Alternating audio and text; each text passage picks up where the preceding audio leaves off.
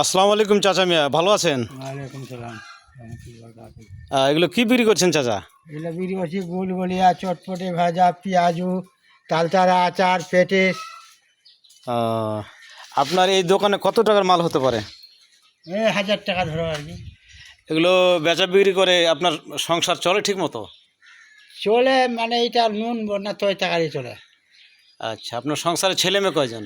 ছেলে মেলে 6 জন, 6জন। মেয়ে কয়জন? মেয়ে 4 জন, 2টা ছেলে। ছেলে কি আপনার সাথে আছে না ভিন্ন হয়ে গেছে? না, ভিন্ন।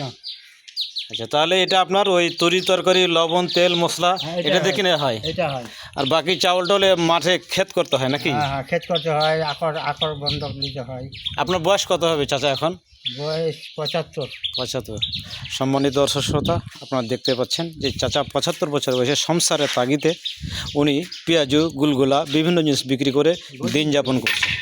আপনাদের সকলের কাছে এই কামনা করছি, ওনার জন্য দোয়া করবেন যেন ওনার আগামী দিনগুলো এই কাজ থেকে বিরতি নিয়ে ভালোভাবে চলতে পারে। আসসালামু আলাইকুম।